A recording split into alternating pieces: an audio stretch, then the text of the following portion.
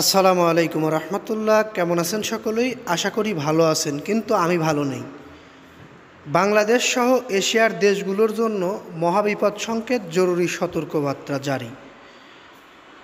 এই নিউজটি জানার পরে হয়তো আপনার মনের মধ্যেও অস্থিরতা বিরাজ করবে, আপনিও ভালো থাকতে পারবেন না। ভাত নিয়ে বাংলাদেশ সহ এশিয়ার দেশগুলোর জন্য জরুরি সতর্কবার্তা।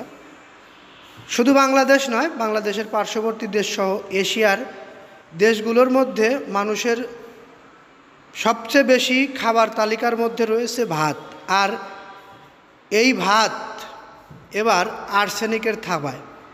শুধু পানি নয়, এবার ভাতেও থাবা বসিয়েছে বিপজ্জনক আর্সেনিক। এক গবেষণায় জানা গেছে, প্রতিবেদনের মাধ্যমে বাংলাদেশ সহ এশিয়ার বহু দেশের ধানি জমিতে বিপজ্জনক মাত্রায় আর্সেনিক জমা হচ্ছে।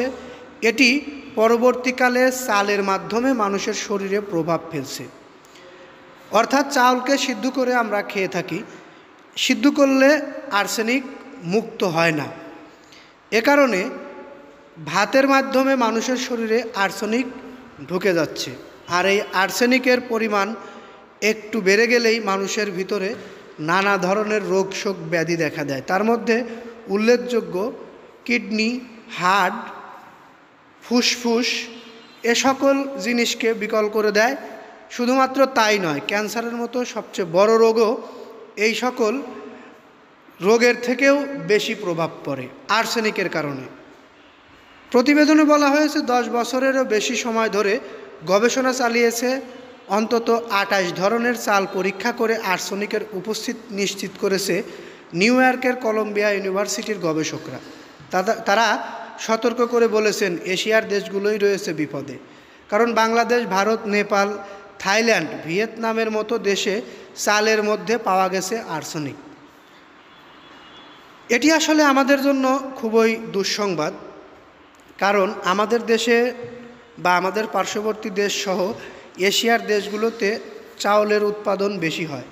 আর এই সকল দেশের চাউলের মধ্যে যদি আর্সেনিকের পরিমাণ পাওয়া যায় অতিরিক্ত মাত্রায়, তাহলে কিন্তু বিশ্বের যারাই ভাত খায় তাদের জন্যই এটি বিপদ সংকেত। আমরা আপনাদেরকে এই বিপদ সংকেতটি দিতে বাধ্য হলাম, কারণ প্রতিবেদনের মাধ্যমে যেহেতু প্রকাশিত হয়েছে, আজ নয় কাল আপনারা জানতে পারতেন। আমরাই আপনাদেরকে জানিয়ে দিলাম, আপনারা সতর্ক হন। এই আর্সেনিকের জন্য দায়ী কী সেটিও এখানে উল্লেখ করা হয়েছে। অতিরিক্ত মাত্রায় কীটনাশক ব্যবহার করার কারণে ফসলি জমিতে, অর্থাৎ ধানের জমিতে অতিরিক্ত মাত্রায় কীটনাশক ব্যবহার করার কারণেই এই আর্সেনিকের পরিমাণ বেড়ে গেছে। এই কীটনাশকের জন্যই আর্সেনিক আমাদের দেশের চাউলে থাবা বসিয়েছে। এইগুলো থেকে উদ্ধার পাওয়ার জন্য কোনো ব্যবস্থা আছে কি না এ বিষয়েও আমরা দেখেছি। অতিরিক্ত মাত্রায় কীটনাশক ব্যবহার করা বন্ধ করতে হবে এবং ফসলি জমির মাটি আবার পরিবর্তন করতে হবে, অথবা জৈব সারের মাধ্যমে মাটি পরিবর্তন করতে হবে। যাই হোক, আমরা আপনাদেরকে জানানোর উদ্দেশ্যে নিউজটি করেছি। যাদের ভালো লেগেছে অবশ্যই লাইক, কমেন্ট, শেয়ার করবেন, বিশেষ করে আপনাদের মতামত জানাবেন। আর পরবর্তীতে আমাদের থেকে এরকম ধরনের গুরুত্বপূর্ণ নিউজ পেতে অবশ্যই চ্যানেলটি সাবস্ক্রাইব করবেন। এই বলে এখান থেকে বিদায় নিই। আসসালামু আলাইকুম।